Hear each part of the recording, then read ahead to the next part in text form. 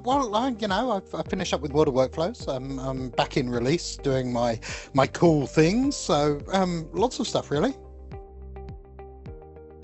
2010 I started 2010 I started doing a bunch of stuff with cloud. My company was the first company to implement BPOS in a customer environment, and so when Microsoft was talking the we're all in SMB cloud story, I got kind of wrapped up in that. So we were Microsoft's first cloud partner of the year, and then continued to do a bunch of stuff around that. That was a massive transition for me, spending most of my career in enterprise, suddenly being in the small business world was where I played for several years around that, and eventually built a software company in MSP, which I sold about 6 years ago. So but back then I was running a virtual team around the world, and we could only do that because we had big ADSL lines doing video conferencing, but that's being commoditized and democratized. And so cloud has had a amazing effect on the tech industry and industry in general. So as there, actually, luckily in my career, I've been at the forefront of the mega trends. So I started my life helping organizations move off mainframe and mid-range systems to distributed computing. Then I was at the forefront of cloud computing, and now I'm at the forefront of AI. So, but I think that's probably it. I think those big mega trends, they're once every 20 years. There's only so many of those you can do in a career. And I think we've moved from the world of being, reseller to solution provider to managed service provider, to tech partner now. And I think, and that's kind of shown in how the media is changing, but it's people thinking about, my customers want me to solve their business problems with technology. I'm no longer needed to keep it alive and keep it running because the cloud providers do that now. So finding your way through that morass is tough, and you have to deliver, a kind of new sort of technology leadership. Most people who run MSPs or tech companies do that because they initially love technology, and they find a way to apply it to customers. But they're not necessarily the ones out there, reading what's the latest, greatest tech, how does that change order to cash, understanding all those aspects of how tech can improve businesses. And I think there's a risk for technology partners that their lunch is starting to be eaten by accountants doing advisory, because the technology part of technology partnership isn't as gnarly as it used to be, because, as I said, it's being handled by cloud providers. So it's more I've gone from doing Lego Technics to Duplo, in a way, putting together solutions for customers. So it's fascinating, because it's like Groundhog Day for me. When I was running Hub One, I spent 10 years with accounting firms, and they were going through the struggle of moving from delivering what they call compliance, tax services, into advisory, consulting services, because the tax area of their business was being eaten up by technology. So it's really similar. And I don't know if you met many accountants, but they're people skills isn't the first thing you think of when you think of accountant, and so a lot of them struggled with the how do they do that. And the way it was fixed for them was organizations and industry associations, and people like, there's a company called Change GPS out there, gave them templates and tools and skills and access to people, so they could basically grab that on a subscription basis and go and deliver value to their customers. And that was the way that so many of those firms moved into doing advisory. And that's why I was really excited about when you started Channel Guru, because suddenly we had a way to do that for the Australian tech industry, which really wasn't there before. There's a bunch of people like me, like your gurus, who these guys will see on stage once or twice a year, and so many times on stage they've come back and said, if only I'd known that 3 weeks ago. But you don't really have access to us, and you can't hire us. We're a bit too expensive to hire full time, and you wouldn't want to, because you only want to dip in and out of that information. So how do you get it? And this is a really neat way to access that. That's why I'm excited about it. Right? It's a way of bringing all of that knowledge together, so you can deliver more value to your clients using the knowledge and skills that we built. The shift to AI is accelerating, and there's lots of confusion in the marketplace, both from customers and tech partners about what do they deliver.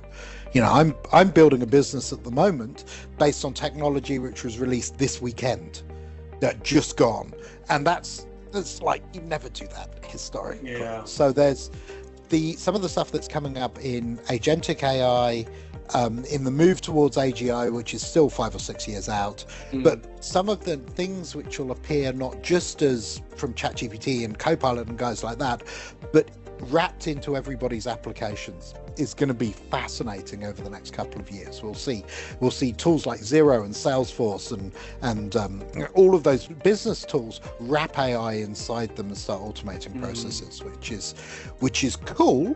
But it does mean, if you want to continue to be the technology partner of choice, you need to be across that stuff and understand how it can benefit before somebody else comes and does that. Pace of change is so much faster than I've ever seen. Just give you an idea.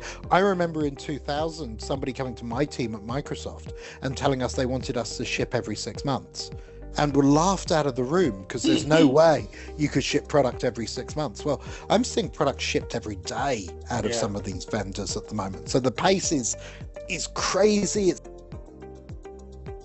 What will happen is AI is going to streamline our customers' businesses. It's going to mean that they're more reliant on technology than ever before. It means they need to secure it better than they ever have done before. It's going to be followed with regulation, and hopefully that regulation will actually enforce some level of security best practices. And in the midst of that, as usual with anything, there's a whole heap of charlatans out there telling you things that are shiny and beautiful and leading you down the garden path. So I think it's up to, you know, us in the Channel Guru community to have a lens over all of that and try and give a recommended path, knowing that will shift as the industry does. If I can make one prediction, it's that our customers' reliance on technology to get their job done is only going to increase. Yeah. And so those underlying tick boxes of making it work, making it up, making it secure are going to be more and more important. But if you don't elevate yourself to the, well, we've done all that, now how do I offer business value, I think you're missing a trick. And I think someone will come and eat your lunch. So let me be controversial. I don't think a lot of Australia's technology partners are going to be developing AI for their customers. I think that's not where it's going to land. I think showing them how to use the tools and making them available is where you be. But I would eat my hat if I saw any of our 7,600 tech partners out there turn around and actually build a large language model for a specific use case. There's an article out today saying they've just done an analysis of users of chatbots in business, and the total saving is only between 3 and 7%. And we all know why that is. That's because chatbots is saving those people a heap of time, but they're not telling their employers. They're just taking more time off and having a better life.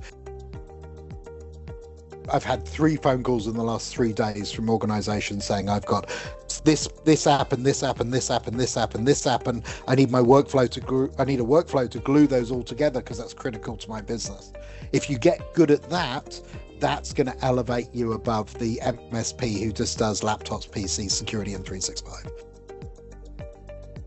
My mum was a politician, so politics has kind of surrounded me most of my life. You know, you said earlier that the people surrounding you in the channel are people who want to help people out, and I think local politics is the type of politics that's closest to people, and it's the place I think you can make the most difference. Well, I suppose in federal you can do defence and all sorts of things, but I can actually change the lives of the area that my kids want to grow up in.